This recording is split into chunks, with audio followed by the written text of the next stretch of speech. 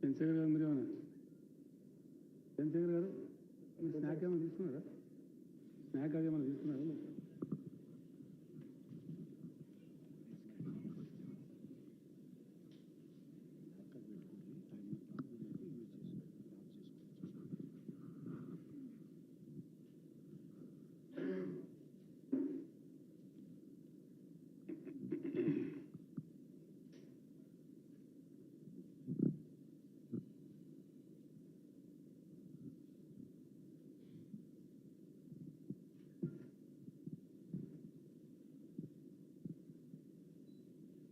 Can we start?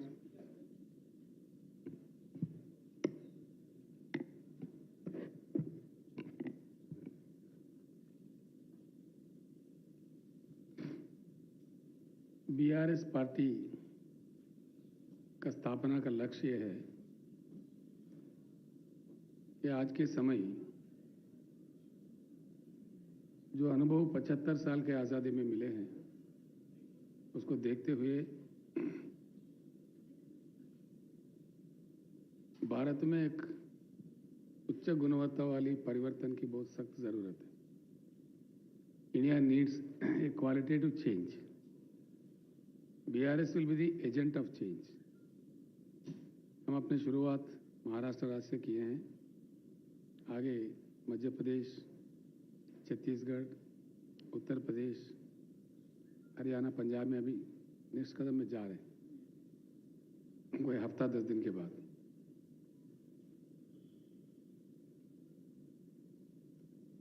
देश में जो होना चाहिए था इतनी लंबी समय में वो हो नहीं पाया। ये कड़वी हकीकत है, सच है। और जो आज भी जो हो रहे हैं वो भी सही दिशा में नहीं है। सभी तबके के लोग, सभी विभाग के लोग भी नाराज हैं, ज्यादा से ज्यादा लोग। अभी की आज की स्थिति अगर देश की देखें तो पूरी इकोनॉमी टाल मटोल हो गई है। निर्यात ऑलमोस्ट क्लोजर पे आ रहा है, लाखों में इंडस्ट्रीज का क्लोजर हो रहा है। Where make in India is gone, God only knows. और आयात बढ़ रही है। आयात ऐसी चीजों की जिसकी कोई जरूरत ही नहीं, अगर काम सही पे हो जाए, क्योंकि हमारा देश एक कृषि प्रधान देश है, फिर भी हम 1 लाख करोड़ के ऊपर का पाम ऑयल इंपोर्ट करते हैं। लगातार कर रहे हैं, कांग्रेस के जमाने से भी, अब भाजपा के सरकार में भी। इसको बंद करना चाहिए 100%। हमारे किसान हैं उगा के देने के लिए, लेकिन वो काम नहीं हो रहा है। दाल भी हम लोग कनाडा से इंपोर्ट करते हैं, जो कि बड़ी आसानी से यहाँ किया जा सकता है, उत्पादन हो सकती है, लेकिन उस पर भी सरकारों का नजर नहीं है उस समय से लेकर आज तक। मैं किसी एक पार्टी को या किसी एक व्यक्ति को आलोचना करना मेरा इंटरेस्ट नहीं है, लेकिन आज जो सिचुएशन हमारे सामने खड़ी है, my appeal to all the intellectuals of this country and all the youth of this country that we need a qualitative change. We have the experience of the globe. Wherever leaders went out of box और कड़ी मेहनत करके कुछ करने का प्रयास किया है, जैसे कि ईस्ट एशियन टाइगर्स है, जैसे कि जापान है, एशिया से रह के सेकंड लार्जेस्ट इकोनॉमी बन गया है। और सबसे बड़ी एग्जांपल हमारे लिए तो जिससे हमारा जियोग्राफिकल कनेक्ट है, चीन है। Till 1980, the GDP of China was lesser than India. And now where is China, where is India today? China has proved, उनके कड़ी मेहनत से, सही नीतियों से, China has proved, आज के दिन में कुछ ऐसा स्थिति ला दिया उन्होंने, without China there is no world. यहाँ तक कि हमारे पतंगों के मांझा, दीपावली के पटाखे, दीपावली के दिए भी चाइना से आने लगे हैं, होली के रंग भी। ऐसी स्थिति है। जो चीज भारत में बन सकता है उसको भी आज भारत इंपोर्ट करने लगा है। कुछ धनवान लोग घर बना रहे तो कह रहे कि भाई कहाँ गए, चाइना गए, क्यों गए, फर्नीचर लाने गए। सोफा सेट के लिए भी हम चाइना भाग रहे हैं हमारे भारतवासी। तो ये साफ इंडिकेट करता है कि there is a need for a greater change in style of functioning of India.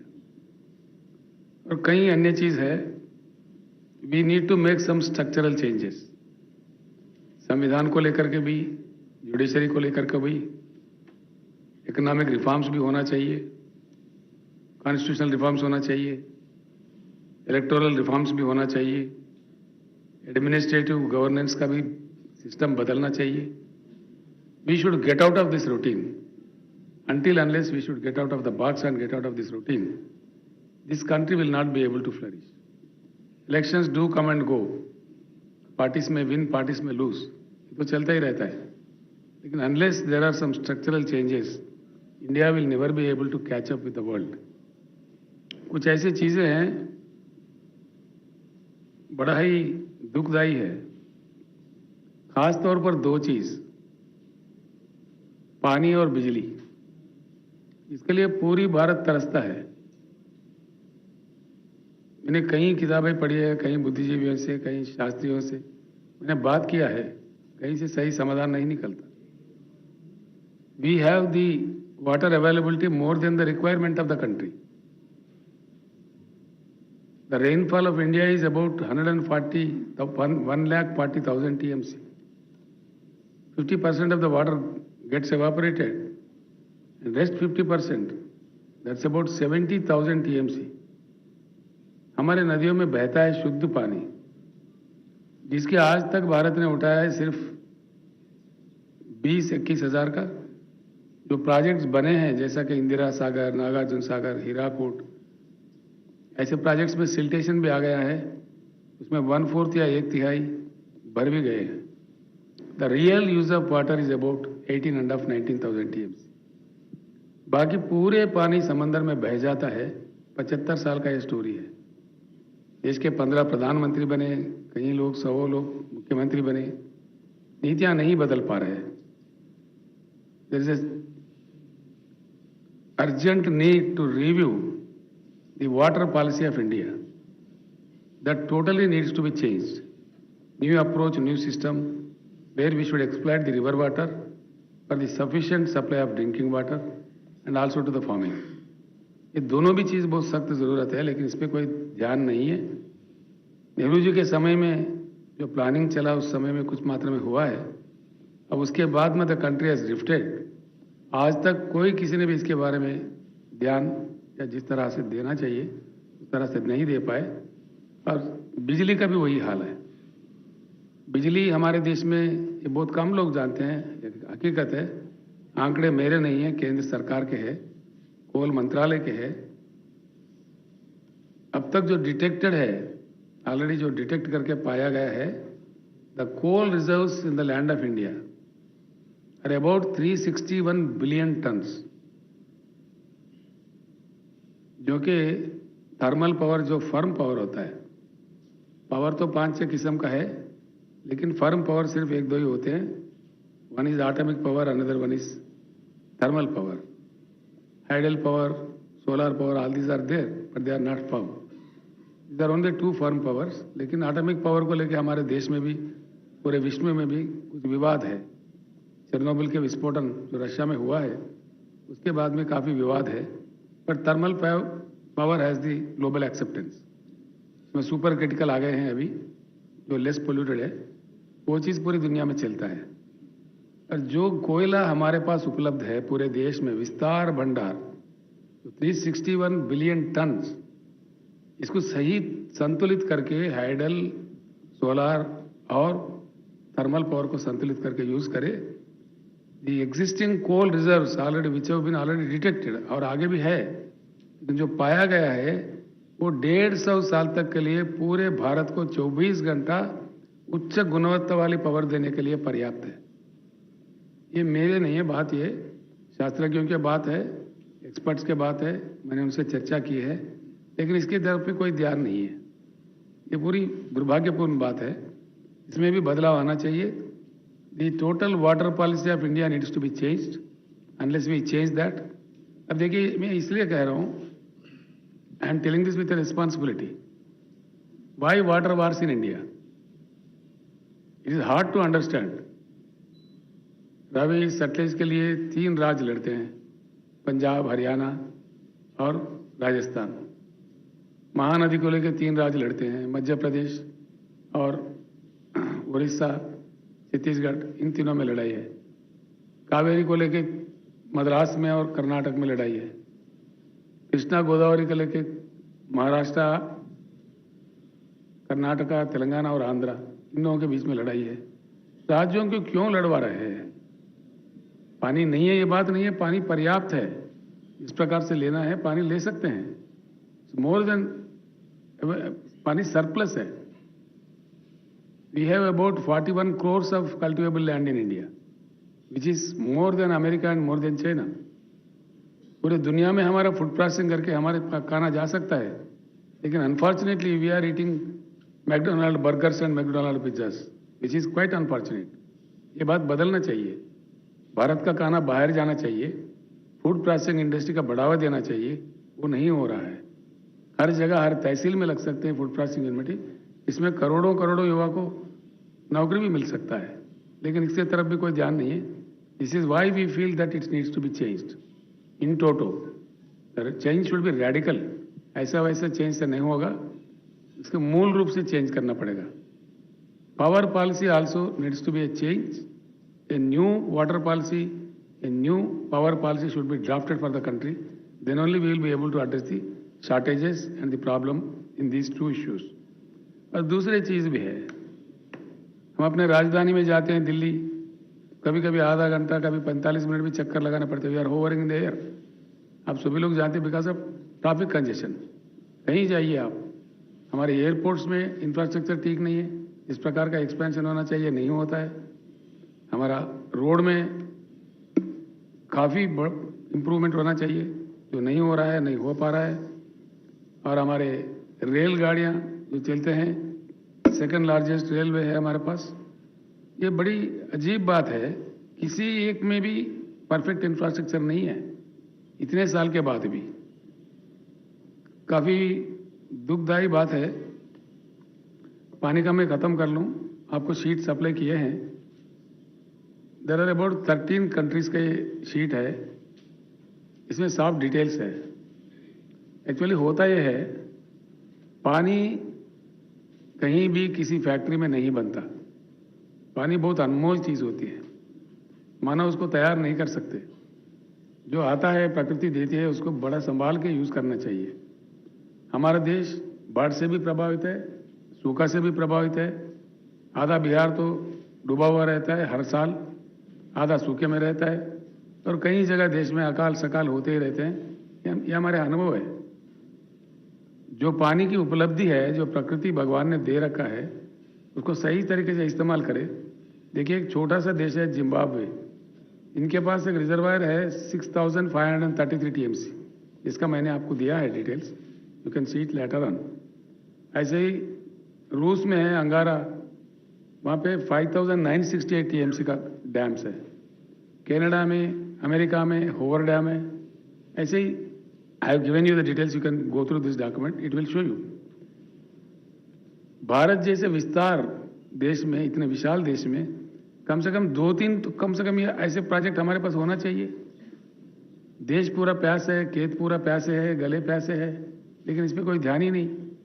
ये ऐसे अगर 2-4 रिजर्वायर बना लें तो हम बाढ़ से भी सेफ रहेंगे, सूखे से भी बचेंगे, पीने के लिए पानी विस्तार मिलेगा, उद्योग के लिए मिलेगा, हर किसी को मिलेगा। हर किसी को देने के बाद तो 41 करोड़ एकड़ की कृषि योग्य भूमि है इंडिया में, हर एकड़ में पानी दिया जा सकता है। मैं आपसे प्रार्थना करूंगा लोगों को आप बताएं, आपके अखबारों के जरिए, आपके चैनलों के जरिए। I pray you please let it be known to the people, India में दमदार सरकार अगर हो, हर एकड़ में भरपूर पानी दिया जा सकता है।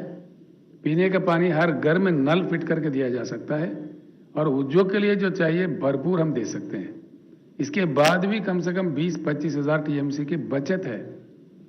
As per as water is concern, usable water is concern, India is a surplus country. भगवान ने, प्रकृति ने इतना दिया है, इसके बाद भी क्यों तड़पना पड़ता है लोगों को। हम जब औरंगाबाद गए वहां बताए 8 दिन में एक बार पानी आता है। अकोला से हमारे भाई प्रकाश बोरे बता रहे थे कि वहां 7 दिन में एक बार आता है। सोलापुर वाले कह रहे 10 दिन में एक बार आता है। पुणे के लोग भी बता रहे थे किल्लत है पानी की, पर्याप्त नहीं मिलता। और यहां तक के भी है, दिल्ली में जो कंट्रीज कैपिटल है, नेशनल कैपिटल है, 75 साल के आज़ादी के बाद even in the national capital बिजली की कटौती होती है, पर्याप्त पानी की प्रबंध नहीं है। ये किस बात का संकेत है, हम इसको क्या समझ सकते हैं। तो इसलिए सरप्लस पानी रखते हुए कोई भी देश ऐसा नहीं करेगा। जो प्राथमिक आवश्यकता है, it's a prime need of the people. इस ऐसा भी ये डैम्स भी बनाने का कोई योजना नहीं है। जो एग्जिस्टिंग बैंक्स है दे आर गेटिंग सिल्टेशन आ गया उसमें, वो भी सही नहीं है। इंफ्रास्ट्रक्चर के मामले में आप देखिए, सिंगापुर जैसा देश है हमारे आंखों के सामने, वहां कुछ भी नहीं है except the mind power, there is nothing. पानी भी उनके पास नहीं है कम से कम। हम लोग जाके वहां फोटो उतर रहे हैं, मैं एक पुतला, उसके मुंह से पानी निकलते रहता है, बगल में खड़े के हम फोटो निकाल रहे हैं वहां पे। बड़ा दुख मालूम होता है जब देखते हैं इस चीज। उनके पास कुछ भी नहीं है। कोई एक निवाला ऐसा उठाता है तो उसमें एक दाना भी उनका नहीं है। Everything is imported. मट्टी भी नहीं है, सी रिक्लेम करके कुछ जगह बना है तो उसके पास मट्टी भी नहीं है। They bite from Indonesia. ऐसी सिचुएशन में भी what is the economy of Singapore today and what is the economy of India. वहाँ दिमाग इस्तेमाल करके जहाँ कुछ भी नहीं है, mister Lee Kuan Yew, who is the maker of Singapore, he has changed the fate of Singaporeans. It's a great country today before the world. हम कहाँ हैं, हम कहाँ खड़े हैं इतने सारे उपलब्धियां लगते हुए। ट्रेन इंफ्रास्ट्रक्चर भी देखिए आप, the speed of goods trains across the world एक बार हम नजर डालते हैं। चाइना में गुड्स ट्रेन की एवरेज पर आवर स्पीड है 120 किलोमीटर्स। यूनाइटेड स्टेट्स में 78 किलोमीटर्स है, यूके में 75 किलोमीटर्स है, ऑस्ट्रेलिया में 80 किलोमीटर्स है, जर्मनी में 60 किलोमीटर है, जबकि हिंदुस्तान में 24 किलोमीटर है। When we will be able to catch up, हम कब मुकाबला करेंगे इन देशों से, कब आगे बढ़ेंगे। इतना विशाल देश, इतना विशाल पॉपुलेशन। ट्रक स्पीड देखिए, Indian trucks on Indian roads, its average speed is only 50 kilometres, whereas Japan 80 kilometre, South Korea 80 kilometres, UK 95 kilometres, US में 95 to 115 किलोमीटर्स। ये ट्रक का इंफ्रास्ट्रक्चर है। ये पूरे आंकड़े मेरे नहीं हैं, this is all given by government of India and the international figures. हर चीज में हमारा रैंक गिरता जा रहा है। ह्यूमन इंडेक्स डेवलपमेंट में देखिए, पर कैपिटा पावर यूज में देखिए, पर कैपिटा पावर यूज में भारत का रैंक है 104। तो कहाँ है? भूटान भी हमसे ज़्यादा है पर कैपिटा पावर यूटिलाइजेशन में। तो हम कहाँ खड़े हैं? और ये ऐसे ही चलते रहे तो कुछ होने वाला नहीं है। और सिंगापुर का एक बड़ा अजीब बात है, सिंगापुर का एक ही पोर्ट है। Singapore perimeter is only 193 kilometres. वो एक आइलैंड है, हम जानते हैं। जो कंटेनर्स हैंडल करते हैं, चाइना में 37.3 लाख कंटेनर्स, 37.3 है, इंडिया में 25.7 है। चाइना है, सॉरी सिंगापुर का 37.3 है, China up to 210 lakh containers का हैंडल करते हैं। वेरेज और Indian coast is about 7.5 to 8,000 kilometres. यानी कि वो इंफ्रास्ट्रक्चर में अब हम सही नहीं है। इतना विस्तार हमारा तट इलाके है, तटवर्ती कई राज्य है पूरे भारत में, वो भी सही नहीं है। हर चीज़ में आप किसी भी चीज़ देखिए, पोर्ट्स में देखिए, एयर इंफ्रास्ट्रक्चर देखिए, सड़क इंफ्रास्ट्रक्चर देखिए, रेल इंफ्रास्ट्रक्चर देखिए, तो इसमें कंप्लीटली हमारे को, ये तो कोल इंडिया का है, you look at everything, we are going down. Forex is totally going down and down. And what is the rupee value today? It's about 82 change है आज में, मेरे ख्याल से 82-83 रुपीस है। ये स्थिति पहले कभी नहीं था भारत में। इतना गिरावट रुपये का अब पहली बार हमको देखने का मिल रहा है। We are not able to control anything. इसी को लेके the BRS proposes for a qualitative change in the country. हमारा प्रयास वही है। पूरी भारत में हम अपना प्रयास जारी रखेंगे, हम आगे बढ़ेंगे और इस प्रकार का उच्च गुणवत्ता वाली परिवर्तन का पूरी प्रयास करने का हम आगे बढ़ रहे हैं। रिफॉर्म एजेंडा भी मैंने आपको बता दिया। It's about economic reforms, constitutional reforms, electoral reforms, judicial reforms and administrative reforms and governance में रिफॉर्म्स। तो ये मैंने दिया है आपको विस्तार में, आप इसको देख सकते हैं। मैं ज़्यादा अपने तरफ से नहीं बोलते हुए, if you have anything to ask me you can please begin with.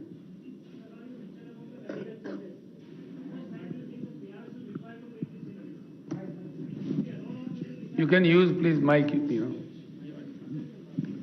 You can use the mic. Mr. Rao, you mentioned about bringing about radical changes. What do you think will be the timeline for the BRS to make these changes? And will it There is no timeline for this. It's a long way to go. We know it very well. Will it be alone or will it partner with someone else at the national level? Definitely 100% it will happen, because wherever changes happen, there only things are going in the right way. India also needs to change.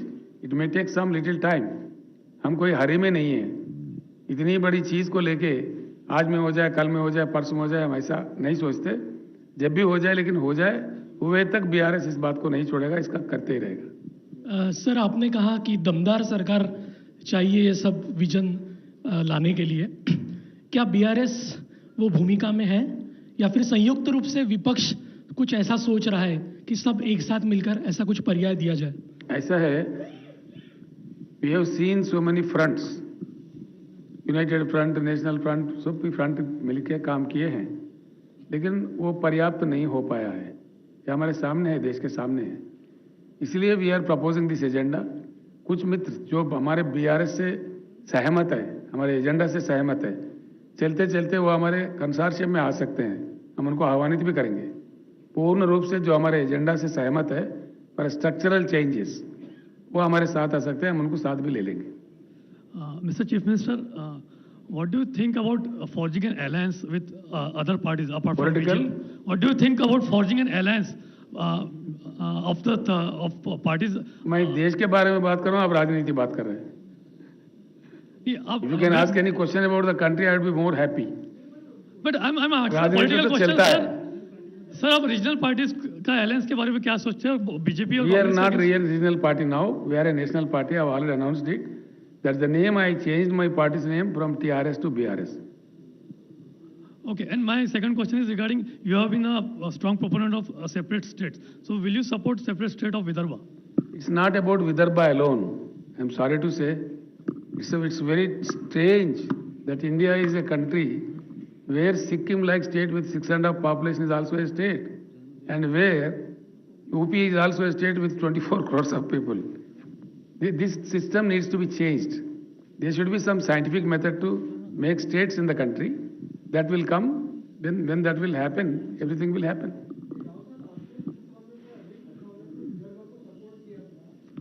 बिल्कुल किया था, उसमें shake क्यों कर रहे हैं आप? तेलंगाना बनने के बाद में आपने भैया बिल्कुल विदर्भ किया का था। नाम नहीं लिया। मैंने यहाँ पे सभा भी संबोधित की थी। हाँ, इसीलिए मैं बोल रहा कि हाँ, बिल्कुल। तेलंगाना बनने के बाद में आपने विदर्भ का नाम नहीं लिया, तो अभी कोई आपका क्यों एजेंडा नहीं में लिया है क्या? हमने? कौन कहा आपसे मैंने नाम नहीं लिया? कहीं बोल ही नहीं रहे, आ ही नहीं रहे आप विदर्भ में कभी। अभी पहली बार आपका एंट्री हुआ है ऐसा पॉलिटिकल। मैंने आपको सीधा बता दिया, भारत में ही एक अजीब स्थिति है राज्य बनाने के सिस्टम को लेकर। मुझे भी 15 साल लड़ने पड़े। When I was on to fast on to death, almost मैं मरते मरते फिर जीवित हुआ मैं। अनशन पे बैठ के मेरे मरते मरते समय में अनाउंसमेंट आया पार्लियामेंट से, यानी कि देश साइंटिफिक नेचर, इसलिए मैं कहता हूं उच्च गुणवत्ता वाली परिवर्तन की जरूरत है। कहीं कोई राज बनाना है तो इतना मुश्किल, इतना मशक्कत क्यों ऊपर करती पड़ती है देश में। राज बनाना है तो बना लो। हमने तेलंगाना बनाया जैसा, तो we have converted the 10 districts of Telangana into 33 districts, whereby we are achieving wonderful results there. ये होना चाहिए आमतौर पर कई जगह। सर एक सवाल ऐसा है, आप कह रहे हैं कि महाराष्ट्र के 288 सीट्स जो है वहाँ पे उम्मीदवार होंगे, जितना भी वोट शेयर आपको मिलेगा लोकसभा में, विधानसभा में, तो उसका फायदा कह रहे हैं ऐसे पॉलिटिकल एक्सपर्ट्स कि बीजेपी को होगा।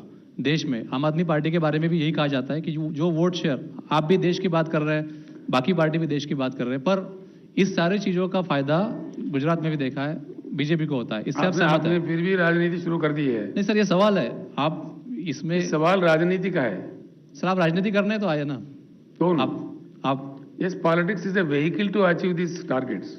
पर सर आप जब नीतियां बनते हैं पार्लियामेंट से, नीतियां बनते हैं विधानसभाओं से, तो पॉलिटिक्स में रहना जरूरी है। गारू एक लास्ट मेरा सवाल ये है, ये ब्लूप्रिंट है किसका? ये ब्लूप्रिंट, आपका प्रश्न का मैं जवाब देता हूं। किसका फायदा होता है, किसका नुकसान होता है, इससे हमको मतलब नहीं है। इस देश में आजकल एक फैशन बन गया, कोई भी एक पार्टी खोल के आ गया तो किसी का बी टीम का हो, किसी का सी टीम का हो, किसी का ए टीम का हो, ऐसा एक तमाशा बन रहा है। इसका कोई मतलब ही नहीं है। ऐसा कहने वाले कहते रहेंगे, लेकिन हमारा जो काम है देश के जनता के लिए होगा, देश के जनता के फायदा के लिए होगा।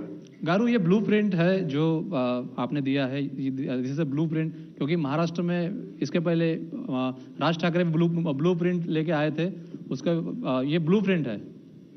क्या ब्लूप्रिंट में? ये आपने जो दिया है document, this is a blueprint for Maharashtra development. Not Maharashtra, it's for the whole India, but it's a blueprint for whole country. Entire country needs a change, it's not a single state which cannot do anything. Sir दक्षिण भारत में केरल, कर्नाटका, आंध्र, तमिलनाडु में BRS क्या स्थिति में है और महाराष्ट्र ही क्यों चुना गया है? ऐसा है, महाराष्ट्र में ये दुखदायी बात है एक्चुअल में। ये चीज मैं साफ बताना चाहूंगा। हमारा नारा भी है अब की बार किसान सरकार। हमने इसलिए दिया, largest suicides in the country are taking place in Maharashtra. सबसे ज्यादा आत्महत्या है, और खास तौर पर जो तेलंगाना के बॉर्डर से लगे हुए यवतमाल जिले में बहुत ज्यादा आत्महत्या हो रही है। और इसके देखते हुए हमने समझा महाराष्ट्र से शुरू करो, इसीलिए हमने महाराष्ट्र से शुरू किया। सर एक क्वेश्चन और एक है कि भागीरथ भालके के लिए एक प्राइवेट विमान भेजा गया था, ऐसी क्या नौबत आ गई थी कि प्राइवेट विमान भेजना पड़ा? प्राइवेट विमान नहीं हो, हमारा अपना पार्टी का विमान है। हाँ, तो पार्टी का ही विमान क्यों भेजना पड़ा? पार्टी में लोग आ रहे तो क्या करें, भेजेंगे, उसमें क्या है? तो इसके लिए प्राइवेट विमान भेजा जाता है। कौन सा बड़ा बात है? सर ये पार्टी के लोग प्राइवेट विमान में घूमना नहीं चाहिए? आज भी मैं प्राइवेट विमान से ही आया हूँ, ये कौन सी नई बात है भाई? सर अमेरिका में तो कदम कदम पे प्राइवेट विमान है भैया, किसानों के पास भी विमान है। वही स्थिति भारत में हम लाना चाहते हैं। सर ये कई लोग हैं। सर अभी आपने ये विमान की बात की, थोड़ी देर पहले आपने सड़कें और ट्रकों की स्पीड अलग अलग देशों की है कि नहीं, तो पिछले कई सालों में सड़कें तो देश की बन रही है, तो क्या मतलब आप क्या कहना चाहते हैं कि इससे भी बढ़िया और इंफ्रास्ट्रक्चर हो सकता है, और वो कितना टाइम लेगा, मतलब क्या कहना चाहेंगे आप? भैया क्या बन रहे क्या नहीं बन रहे आप भी जानते हैं, हम भी जानते हैं। हमने जो बताया वो हकीकत है ना। ये आंकड़े मेरे नहीं है भैया, केंद्र सरकार के हैं, उन्होंने खुद बताया है। तो इससे भी बढ़िया इंफ्रास्ट्रक्चर हो सकता है? 100% हो सकता है, क्यों नहीं हो सकता है? सर ये बताएं सर,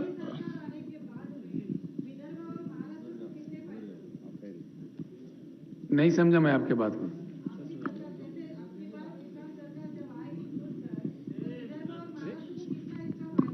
हंड्रेड 100% हो जाएगा मैम, बिकॉज हमारे पास महाराष्ट्र से ज्यादा किसान आत्महत्या कर रहे थे, अब वो ऑलमोस्ट थम गए। ऑलमोस्ट, कहीं एक आधा होता होगा, लेकिन ऑलमोस्ट थम गए। नंबर 2, हमारे किसान आज कड़े हो गए हैं। हमारे जो पॉलिसीज है, एक्सेलेंट पॉलिसीज है, किसानों में जितना दुख था वो सारा मिट गया है। अभी हमारे किसान बहुत खुशहाल है, अच्छा है। मैं एक बात आपको जरूर समझाना चाहूंगा, आधा से ज़्यादा हमारे किसान खेती छोड़ के पलायन थे, खास मुंबई में काम करते थे, कई जगह काम करते थे, पूरे भारत में पेट भरने के लिए काम करते थे। आज हमारे लोग पूरे वापस आ गए और तेलंगाना राज्य में करीब 14 राज्यों के लोग आके हमारे पास अपने पेट भर रहे हैं। यही स्थिति महाराष्ट्र में भी, विदर्भ में भी आ जाएगी अगर बीआरएस सरकार यहाँ बने। सेम तेलंगाना जैसा स्थिति यहाँ भी आ जाएगी। सर ये बताएं कि यूनिफॉर्म सिविल कोड के लिए कहा जा रहा है कि नागरिकों की राय ली जाए, धर्म गुरुओं की राय ली जाए, तो आपका क्या कहना है यूनिफॉर्म सिविल कोड के लिए? इनकी राय, लोगों की राय की बात की जा रही है और धर्म गुरुओं की राय लेने की बातचीत की जा रही है। ये धर्मगुरु कहाँ से लाके रख दिए भाई राजनीति में? धर्मगुरु तो को मठ चलाना चाहिए, पूजा पाठ करना चाहिए, याग करना चाहिए। वो इसमें घुसपैठ करके बड़ा हंगामा कर रहे हैं देश में। Sir, I am Neeraj from Power of One magazine, this side. So I want just ask you a question. You would be the Prime Minister candidate of opposition. So in this situation, opposition क्यों भाई? Opposition क्यों बोलते हो आप? नहीं, in this situation, क्योंकि बाहर जितने विपक्ष के लोग हैं उनके लिए आप एक अच्छे कैंडिडेट हो सकते हैं। क्या आपको नहीं लगता कि यहाँ इस तरीके से महाराष्ट्र में जब आप आएंगे तो एक सेक्युलरिज्म की जो दूसरी ताकतें हैं वो कमजोर होंगी, सेक्युलरिज्म की लड़ाई कमजोर होगी, क्योंकि वोट का जो डिस्ट्रीब्यूशन होगा वो यदि थोड़ा सा भी आपके फेवर में होता है तो definitely it will be affect to the others. एक सिंपल बात है, किसको इफेक्ट होता है किसको नहीं होता इससे हमारा कोई मतलब नहीं है। जनता के फायदे में काम हो वो काम हम करते हैं। सर आपने कहा है कि अब की बार किसान की सरकार, यस, जब चुनाव आएंगे तो किसानों की क्या भागीदारी रहेगी? क्या उनको मौका दिया जाएगा? बिल्कुल दिया जाएगा। हम तो कह रहे हैं हल चलाना बंद करो और रास्ता निकालो पार्लियामेंट में जाने का, विधानसभा में जाने का। हम सीधे ही कह रहे हैं।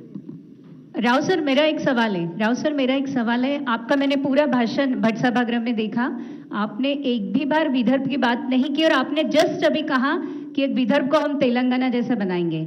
अगर आपकी सरकार भारत में आती है तो आपने खुद ने इतना बड़ा संघर्ष किया है कि सेपरेट जो राज्य रहते हैं उन्हीं का विकास होता है, तो आप अलग विदर्भ आप नहीं देना चाहते क्योंकि आपने कहा कि हम तेलंगाना जैसा बनाएंगे विदर्भ को, यानी आपने सेपरेट विदर्भ का मुद्दा छोड़ दिया है क्या? हमने नहीं छोड़ा या नहीं पकड़ा, हम कभी पकड़ लिया कभी छोड़ लिया। हम तो सीधे ही कह रहे, इसमें कोई ये बात नहीं है। सीधी बात यह है, भारत में कई जगह नए राज्यों की मांग है। मैं एक बात कहता हूं आपको, इस सादा सिंपल बात है, इसमें कोई कठिनाई नहीं है। बिहार को लेके एक, उसका नाम क्या है, मिथिलांचल राज्य का मांग है। मेरा नारा लेके, मेरा मांग लेके, मेरा दिल्ली पहुंचने से पहले 10 साल से वो लोग बैठे हुए हैं जंतर मंतर में। मेरा बात हो गया, तेलंगाना बन गया, वो आज भी बैठे हैं ऐसे ही। तेलंगाना बन के we are celebrating 10th year of formation of Telangana, still they are sitting there. Why the things should be like this? Bharat में राज्य बनाने के मांग होंगे, वो एक बात है, और राज्य बनाने की जो बात है वो केंद्र सरकार को खुद में सोचना चाहिए। देखिए हमारे पास एंड बंगाल में 2 जगह जिले की संख्या नहीं बढ़ाए, जबकि पूरे भारत ने बढ़ाया। हमारे पास जो थे वही थे। अब तेलंगाना बनने के बाद मैंने तेलंगाना का विभाजन करके 33 जिला कर दिया। हमको देखते हुए आंध्र में भी 25 जिला कर दिया वो लोग। And the things are going so smooth, you know. बहुत बड़े बड़े जिलों की जगह एक जिले में अब 3 कलेक्टर आ गए, 1 कलेक्टर के बजाय। काफ़ी काम हम कर पाते हैं, काफ़ी काम कर रहे हैं, हमको रिजल्ट पाया। मैं एक एग्जांपल आपको देता हूँ। हमारे राज्य को किसानों के बढ़ोतरी के लिए हमने क्या किया, एवरी 5000 एकर्स को एक क्लस्टर बना दिया। एक अच्छा अनुभव है, इसलिए मैं कह रहा हूँ आपसे। थोड़ा सा समय लगेगा, लेकिन पूरे ऐसे राज्य में, तेलंगाना राज्य में 2601 क्लस्टर बने। हम और हमारे चीफ सेक्रेटरी पूरे कलेक्टर्स कॉन्फ्रेंस बुला के उनको समझा दिए, भैया बहुत अहम चीज़ है, यहाँ किसानों की पूरी चर्चा होगी, अच्छा होगी। ये 6 महीने के अंदर बनाना है, और बिल्कुल 6 महीने के अंदर हम बना पाए। अगर पुराने जिले रहते, डिस्ट्रिक्ट के एक ही कलेक्टर रहते, कभी भी संभव नहीं होता था। आज ऐसा हो रहा है। अमेरिका हमसे बुद्धिमान देश है डेफिनेटली। वो देखो 33-34 करोड़ का उनका पॉपुलेशन है, 50 राज्य बना लिया उन्होंने। हमारे पास क्या जाता है, और एक 10-15 राज्य बने तो क्या जाने का है? इसमें क्या फर्क पड़ता है? इसको इतना कठिन क्यों बना के रखा है पूरे देश में? राज्य बनाने के लिए देश की रवैया भी बदलना चाहिए। जब वो बात आएगी उसमें ऑटोमेटिक विदर्भ भी बनेगा, कौन रोक सकता है उसको? सर, मोदी सरकार जो यूनिफॉर्म सिविल कोड ला रही है उसमें आपका और आपकी पार्टी का क्या स्टैंड है? देखिए, यूनिफॉर्म सिविल कोड का जो देश कहता है मोदी सरकार लाता है तो तब देखते हैं अभी क्या बात करते हैं। Sir, I am Amit Wankhede from Happening Today here. Here, sir, in front of you. You gave the example of Singapore. In Singapore, there were many structural and administrative changes. There was also opposition from media also. What type of constitutional, administrative and structural changes are you suggesting for development of India?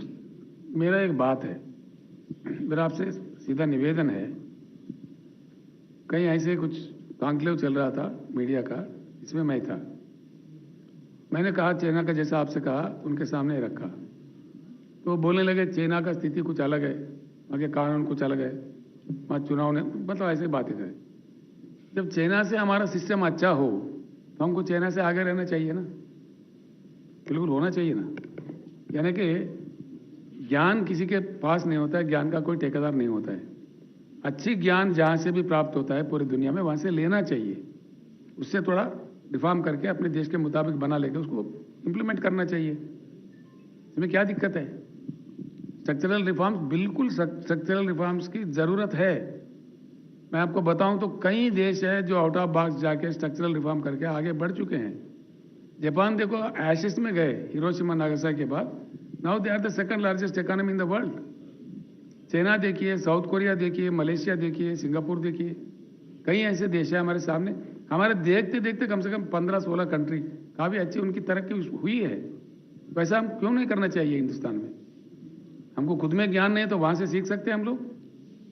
अच्छी बात कहीं से भी मिलता है दुनिया में, वहाँ से लेना चाहिए। केसीआर गारू, ये तेलंगाना का फुटप्रिंट भारत सरकार इम्प्लीमेंट करता है, अक्सर इस टाइप का एक बात एडवर्टाइजमेंट में होती है, तो क्या आपकी और मोदी साहब की लेट नाइट मीटिंग्स होती है ये पॉलिसी को लेकर? क्या है, मुझे समझ में नहीं है। तेलंगाना का जो फुटप्रिंट है, पॉलिसीज है, उसका footprint government of India follow करता है, इस प्रकार की बात हमेशा एडवर्टाइजमेंट में होती है। तो आपकी मोदी जी के साथ में कोई मीटिंग्स होती है ताकि आइडियाज एक्सचेंज हो जाए? मोदी जी मेरे अच्छे मित्र है, कई बार हम अपने ख्यालात बदलते हैं, नीति आयोग मीटिंग में, कहीं इधर उधर में, बिल्कुल हम मिलते जुलते हैं। और कुछ मीटिंग्स भी होते हैं, best practices in the states. Kerala में कोई चीज़ बेस्ट हुआ तो दूसरा सीखे, तेलंगाना में कुछ अच्छा हुआ तो दूसरा सीखे, ऐसे वो एक्सचेंज होते रहते हैं, इसमें कोई नई बात नहीं है। Mr. Rao, since your party is targeting Nagpur, is your party going to fight this municipal corporation elections as well? We are going to fight each and every election in Maharashtra now. Okay, and how many? नहीं सुनिए, मेरा पूरा बात सुनिए। हम जीते ना जीते इससे कोई बात नहीं है, कुछ लोग जीतेंगे कुछ लोग हारेंगे, कोई बात नहीं है। हम अपना बेस बनाते चलेंगे। हमारा लक्ष्य बहुत बड़ा है भारत परिवर्तन का, तो हम अपने जगह बनाते बनाते आगे बढ़ेंगे और पूर्ण लक्ष्य पाने तक हमारा कोशिश जारी रहेगा। In Vidarbha, how many seats you are targeting? Assembly seats? All seats. Why not all seats? मुझे बताओ कहाँ किसान नहीं है? किसान तो छोड़िए, किसान के साथ पूंजीपति भी आना चाहिए। उनकी थाली में खाना कहाँ से जाता है? किसान ही देता है। हेलो सर, सर मेरे 2 क्वेश्चंस थे आपसे। आपने सर किसानों की बात की, तो सर मेरा एक पहला क्वेश्चन था कि एमएसपी के रिगार्डिंग। सर एक किसानी है सर, जैसे आप कोई भी अगर मार्केट से प्रोडक्ट लीजिए, सब एमआरपी पे बिकता है, पर किसान का प्रोडक्ट आप एमएसपी पे के लिए बात करते हैं और वो भी मेजोरिटी ऑफ इसको नहीं मिलता है जो। और आपने सर दूसरा क्वेश्चन ये था कि आपने यूएस की बात की। सर यूएस में मेजोरिटी ऑफ लैंड होल्डिंग जो है वो बड़े जो हम प्राइवेट कंपनीज बोल सकते हैं उनके पास है, और उनको और वहाँ पे जो छोटी लैंड ओनर्स है उनको वहाँ इंसेंटिव देना पड़ता है। तो आपको इस स्ट्रक्चर को करेक्ट करने के लिए आपके आइडियाज है सर एमएसपी के और इसके? आपका सेकंड क्वेश्चन का मैं पहले बोलता हूँ, पूरे ही दुनिया में मैंने इसके काफ़ी विस्तार में स्टडी किया है, ये मेरा अपना नॉलेज नहीं है, ये जो हकीकत है। पूरे दुनिया में बगैर सरकार के सपोर्ट के एग्रीकल्चर खड़ा होता ही नहीं, हर जगह। सबसे ज़्यादा सब्सिडी एग्रीकल्चर को देने वाला देश है अमेरिका, मैं जानता हूँ, और अन्य देश भी। एक भारत ही ऐसे देश है जो एग्रीकल्चर को सब्सिडी नहीं देती है, लेती ज़्यादा है। एग्रीकल्चर देने के नाम पे कुछ मात्रा में देती है, लेकिन लेता ज़्यादा है। This is very unfortunate, that is why our farmers are forced to commit suicide, that is the biggest problem. Sir मेरा एक सवाल है सर, इधर जी। मेरा एक सवाल है, अब की बार किसान सरकार किसानों के लिए आप काम कर ही रहे हो। देश में जो भी सरकार आई है, आने के पहले उन्होंने काफ़ी वादे किए हैं, लेकिन 5 साल निकल जाते हैं, वादे भूल जाते हैं। अभी 10 साल निकल गए, वादे भूल गए। आपकी सरकार अगर देश में आती है तो क्या शिक्षा की नीति और रोजगार की नीति क्या रहेगी? क्योंकि देश में बेरोजगारी बढ़ गई है, शिक्षा नीति में परिवर्तन हुआ है, जो गरीब है उनको शिक्षा नहीं मिलती। तो अगर आपकी सरकार अगर देश में आती है तो क्या नीति रहेगी? भैया मैं आपको एक बात बताना चाहूँगा। इलेक्शन मैनिफेस्टो बनाते हैं हर पार्टी और पेश करते हैं लोगों के सामने। हम भी इलेक्शन मैनिफेस्टो दिए थे चुनाव से पहले। हम 2 बार चुनाव जीते हैं। हमारे पास 119 सीटें हैं हमारे राज्य में। तो पहले चरण में हम 63 सीटों से जीते थे, नेक्स्ट टाइम हम 88 सीटों से जीते। हमने जो कहा हमारे मैनिफेस्टो में उससे 100 गुना बढ़ के हम काम किया है। जैसा कि किसान बंधु जो स्कीम है, एकड़ में 10,000 रुपये देते, हमने मैनिफेस्टो में नहीं रखा, लेकिन हालात के अनुभव मिलते मिलते चलते चलते हमने बीच में कर दिया। जैसा कि हमारे दलित वर्ग के भाई है, आज देखिए कितने अत्याचार आज भी होते हैं। पेपर में पढ़ के बड़ा दुख होता है, किसी दलित ने शादी किया और घोड़े पे जा रहा है तो उसको खींच के मार रहे हैं, मरवा भी दे रहे हैं किसी जगह। तो एक रोज नहीं गुजरता जिसमें दलित पे कोई अत्याचार नहीं है। हमने ये सोचा है 100% हमारे पास ये चीज़ बदलनी चाहिए, हर हालत में इसको रोकना चाहिए, ये अत्याचार बंद होना चाहिए। इसके लिए हमने सख्त कानून हमारे पास लाया है, कम करने का बहुत प्रयास किया है। और दलितों का उद्धार मैं पूरा बिलीव करता हूँ, उनका इकोनॉमी बढ़ाने से ही ये शोषण पीड़न उनका चले जाएगा। इसलिए हम इतना एक क्रांतिकारी प्रोग्राम लाए हैं हमारे राज्य में, जो हमने इलेक्शन में कभी कहा ही नहीं है, हमारे मैनिफेस्टो में भी नहीं है। हम एक दलित बंधु स्कीम लाए हैं। जितने भी दलित फैमिलीज है, फेज्ड मैनर में हम उनको 10 लाख रुपए देते हैं हर दलित फैमिली को, सैचुरेशन मोड में। अभी हमने 50,000 फैमिली को दिया है, उसका बहुत ही अच्छा अनुभव है, हम बहुत संतुष्ट हूँ मैं। कई लोग आके देख रहे पूरे भारत से भी, कई दलित नेता भी आके देखे, कई मुख्यमंत्री भी आके देख रहे, मंत्री भी आके देख रहे। वो उनके कोई पाबंदी नहीं है, उनका कोई बैंक लिंकेज नहीं है, वो इतनी अच्छी स्कीम है। वो जो आता है उनको हुनर, जो उनके पास जो हुनर है वो काम करे, ये काम करो वो काम करो, ऐसा कोई नहीं है। तो इससे अच्छा हो रहा है। आज अभी चालू है हमारे पास, इस साल हमने 17,000 करोड़ रखा है बजट में, 1,30,000 दलितों का भी दे रहे हैं। ये ऐसे काम देश में शुरू होना चाहिए। 75 साल से अगर ये काम शुरू होता तो कभी का हमारा दलित वर्ग का उद्धार हो जाता, नहीं हो रहा है। Most unfortunate, when the countries economy is grown, automatically all this things can be done. It's not doable, it's a doable thing. दूसरा, शिक्षा के बारे में आपने पूछा।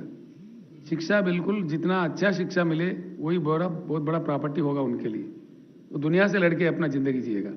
हमारे पास हमने आवासीय विद्या का बहुत इंपॉर्टेंस दिया, पूरे देश में कहीं नहीं, हम चैंपियन है उस चीज़ को लेके। 1001 स्कूल हमने आवासीय विद्यालय छोड़ चुके हैं। उसमें 5.5 लाख 5,69,000 बच्चे पढ़ते हैं, लड़कियां और लड़के भी, जिनके ऊपर हम एक साल में 1,25,000 रुपये एक विद्यार्थी पे खर्च करते हैं।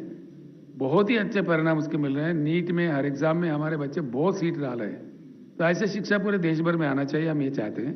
शिक्षा का नीति भी पूरा बदलना चाहिए, जैसे जर्मनी में मिलता है, यूएस में मिलता है, कई अन्य देशों में मिलता है। शिक्षा फ्री में मिलना चाहिए। सरकारी स्कूलों का अहमियत बढ़ा देनी चाहिए। सरकार स्कूल छोड़ के हमारे बच्चे आज प्राइवेट स्कूल में भाग रहे हैं। सरकारी स्कूल क्वालिटेटिव बनाना चाहिए उनको, जो हम लगे हुए हैं बना रहे हैं। सर, महंगाई को लेकर कोई भी सरकार बात नहीं करती, तो आप क्या आपकी सरकार में इस एजेंडों के लेकर महंगाई कम करेंगे? बिल्कुल, आपका बात सच है, होना चाहिए, उसका प्रयास होना चाहिए। इन्फ्लेशन कट गया तो महंगाई ऑटोमेटिक कम हो जाएगी, इन्फ्लेशन बढ़ गया तो महंगाई भी बढ़ेगी। सेंट्रल एजेंसीज के दुरुपयोग को लेकर काफ़ी चर्चा हो रही है इन दिनों। तमिलनाडु में 2 दिन पहले एक कार्रवाई हुई। आपके राज्य में भी आईटी के कुछ रेड्स आपके एमएलएस पर भी हुई है, सर्चेस हुए। इस पे कैसा देखते हैं आप? बिल्कुल गलत बात है जो हो रहा है, अच्छा नहीं है, लोकतंत्र में सही नहीं है। दूसरा एक बात नहीं भूलना चाहिए किसी को भी, वो चाहे मोदी जी भी हो, कोई भी हो, डेमोक्रेसी के पिलर्स आर द पार्टीज। ये प्रजातंत्र के, लोकतंत्र के स्तंभ है पार्टी। पार्टियां बचे रहे तभी लोकतंत्र बचे रहेगा, तब हमको मौका मिलेगा, जनता हमको मौका दे सकती है। मोदी जी भी काहे से प्रधानमंत्री बने? चांस था लोकतंत्र में वोट के जरिए, तो तभी जाके उनको चांस मिला। दूसरे लोगों को भी जीने देना चाहिए। इतना पीछे पड़ के उनको हरास करके करना ठीक बात नहीं है। It's not good at all. ये निंदनीय बात है, खंडनीय बात है। सर, महाराष्ट्र लोकसभा और महाराष्ट्र विधानसभा में आपकी पार्टी कितने सीट का टारगेट लेके चल रही है? पूरे सीटों का टारगेट ले रहे हैं हम तो। मिस्टर राव, क्योंकि अगर किसान समझते हैं, किसान फैमिली हमारे साथ आते हैं, तो कौन रोक सकता है? Mr. Rao, you mentioned about constitutional reforms.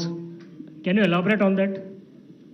We need to make some structural changes. It's not changing the constitution in toto. एक बात ऐसा होता है भैया, इसमें खुलकर बात करना चाहिए, इसमें छुपाने वाली बात कुछ नहीं। अक्सर ये होता है, किसी भी देश का एक शुरुआत कहीं से गिनते हैं। समझो कि ये 3-4 तरीके का होता है। किसी जगह ट्रांसफॉर्मेशन फ्रॉम ऑटोक्रेसी डेमोक्रेसी होता है, किसी जगह इनकलाब जैसा कि लेनिन ने लाया, माओ ने लाया, क्रांति आया, तो तब से वो लोग शुरुआत गिनते हैं। हम जैसे देश में आज़ादी से हम शुरुआत मानते हैं, जिनको दूसरों का रूल चला गया, हमारा खुद का रूल आ गया, तब से हम गिनते हैं। सर 2000 सुनिए, एक मिनट सुनिए। तो इसमें क्या होता है, ये जब भी देश बनता है उस समय के बुद्धिजीवी कुछ लोगों से कमेटी बना देते हैं, जैसे कॉन्स्टिट्यूएंट असेंबली हमारे पास बना था बाबा साहब अम्बेडकर जी के चेयरमैन सदारत में, और कानून कायदा कुछ बना के अपनी जर्नी शुरू करते हैं। लेकिन 1-2 दशक में चलते चलते जो अनुभव मिलता है, उसको पूरा करके 95% देश सेटल होता है मेन मुद्दों पे। बाकी साइंटिफिक ब्रेक थ्रू जैसे आने लगा तो उसमें चेंजेस करते हैं। जैसे कि कंप्यूटर नहीं था, आज आ गया, स्मार्टफोन था नहीं था, अब आ गया, साइबर क्राइम एक नई चीज़ आ गई, साइबर क्राइम। तो ऐसे छोटे छोटे बातें हैं, लेकिन मेन कंट्री पूरा सेटल होता है 1 दशक, 1.5 दशक, 2 दशक में। हमारा दुर्भाग्य यह है कि 75 साल के बाद में भी हम सेटल नहीं। इसलिए we need to make some structural changes, where they are electoral changes, administrative changes. जैसे मैंने अभी बताया, the total water policy of India needs to be changed, the total power policy. देखिए ना, सिंपल बात है, इतना भंडार कोयले का देश में है, लेकिन ऑस्ट्रेलिया से कोयला मंगाया जा रहा है। किसके लिए, किसके फायदे के लिए? इंडोनेशिया से कोयला मंगाया जा रहा है और जबरदस्ती किया जा रहा है ट्रांसकोस पे, जेनकोस पे, स्टेट्स पे, कि यही खरीदो।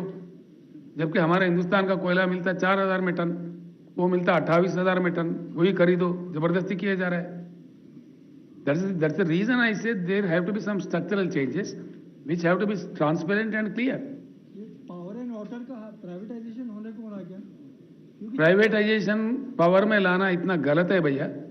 हमारे खुद का अनुभव है, एक गैस आधारित पावर स्टेशन, जबकि हमारे पास, मैं उनका नाम नहीं बोलूंगा, कोई भूतपूर्व मुख्यमंत्री है, वो आदमी ने पीपीए कर दिया 25 साल का, यानी कि हम गिरवी रखे गए 25 साल। वो पीपीए का अग्रीमेंट कुछ ऐसा है, वो सप्लाई ना भी करो तो हम उसको पैसा देना पड़ेगा। That gas plant has never started, but still we are paying money to that company. This is the kind of privatisation which we are opposing. अंधाधुन निजीकरण is not at all advisable. जो पब्लिक सेक्टर, देखिए मैं बता रहा हूँ ना, ये यूं ही नहीं बोल रहा हूँ मैं। हमने तेलंगाना राज्य आने के बाद में हमने मन बना लिया है, एक 6000 मेगावाट का बिजली उत्पादन करो। सोलार में 6000 का टारगेट था, 5700 हो गए, 6000 थर्मल में। मेरे पीछे काफी लोग पड़े, बड़े बड़े पूंजीपति, बड़े बड़े कंपनी, एल&टी सब आए। हमने फैसला लिया है कैबिनेट में रख के, नो प्राइवेटाइजेशन इन पावर सेक्टर। तेलंगाना जेनको ही बनाएगा, और हमने बना दिया। तेलंगाना जेनको चल रहा है हमारे पास आराम से।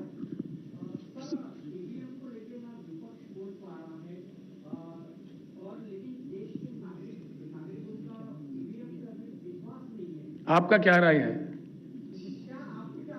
आपको क्या, आपका राय बताइए।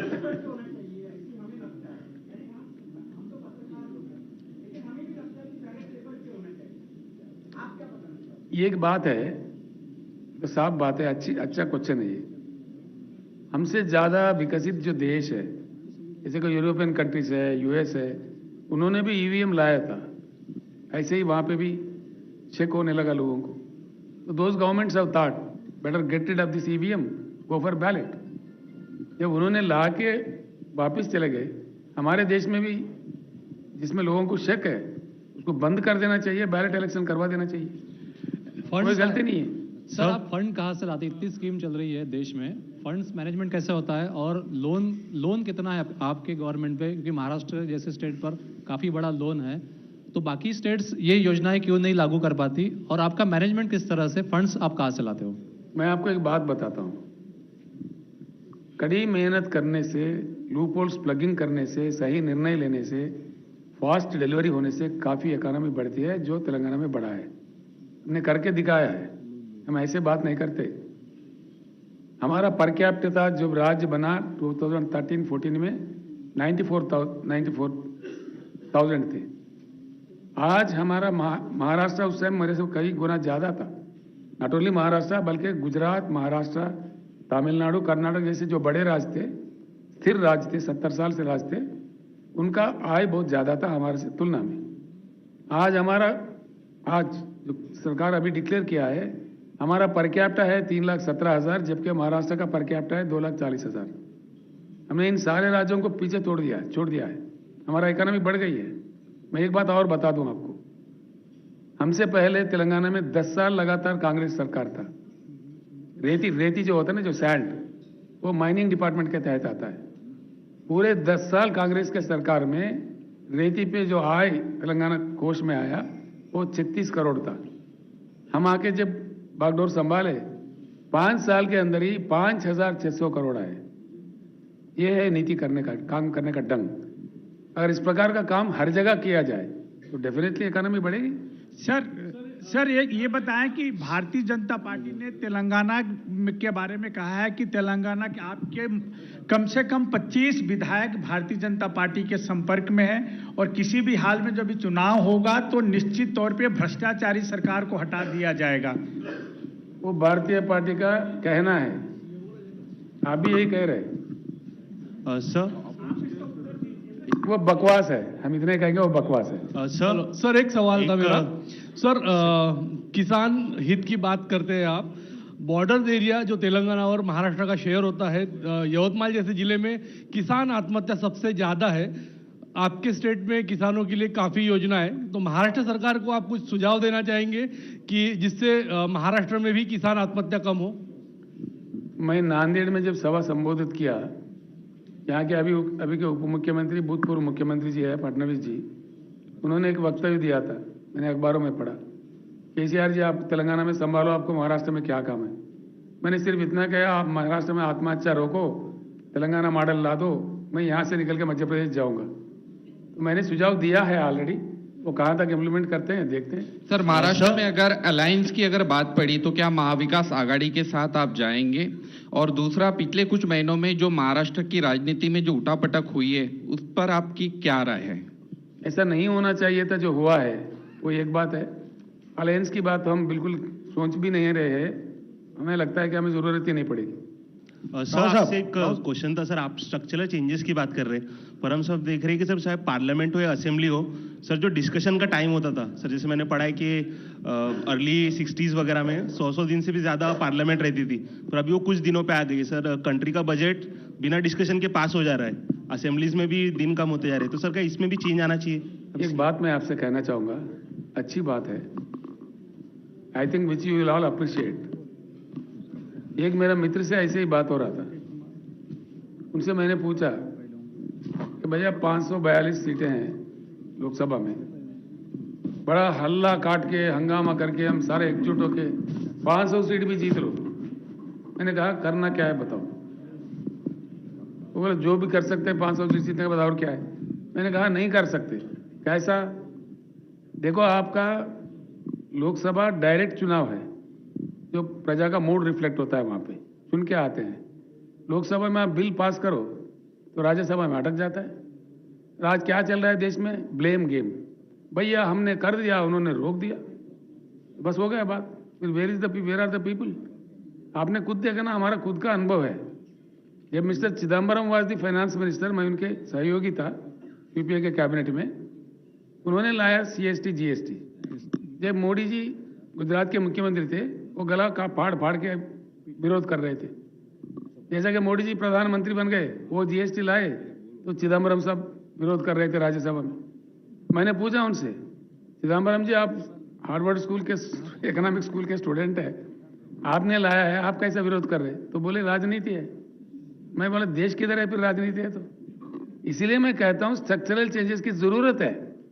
These anomalies which are pending there, which have become hurdles for the development of the country needs to be changed।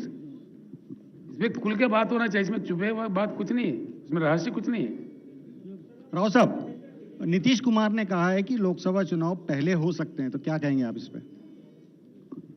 केंद्र सरकार कराना चाहते हो सकते हैं, उसमें क्या बात है? कौन सा बड़ा बात है इसमें? अभी मैं सोचा नहीं, बाद में बता दूंगा जी।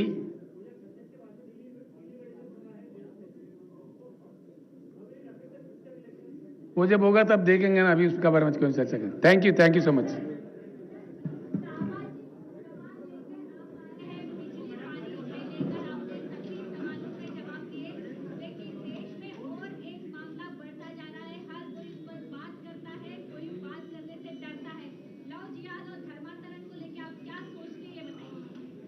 हम तो साफ कह रहे हैं, आप लिख सकते हैं हमारे एजेंडा में, which I am going to announce in Delhi very shortly. आज यहीं कह देते हैं, जिस किसी भी देश में महिलाओं का भूमिका बढ़ाया है, वहां काफी प्रगति देखने को मिलता है। We require to invite the involvement of women into the all walks of the life. मैं जब यूपीए सरकार में था, उस समय भी ये बात चली, तो मैंने उस समय सुझाव दिया था, हो नहीं पाया, लेकिन हमारे एजेंडा में अब डाल रहे हैं। जैसे BRS सरकार आ जाए, हमारे देश का महिलाओं को मैं ये साफ बताना चाहता हूँ, 1 साल के अंदर पार्लियामेंट के दोनों सभाओं के और पूरे विधानसभाओं के देश में 33% सीटें बढ़ाई जाएंगी, जो रिक्वायरमेंट है। ये सीटें कब बनी थी? देश का जनाभा जब 33 करोड़ थे, आज हम 140 करोड़ हो गए, तो इसके लिए सीट बढ़ाने की बहुत सख्त जरूरत है। जो भी 33% नए सीट बनेंगे वो पूरे महिला के लिए रिजर्व किए जाएंगे।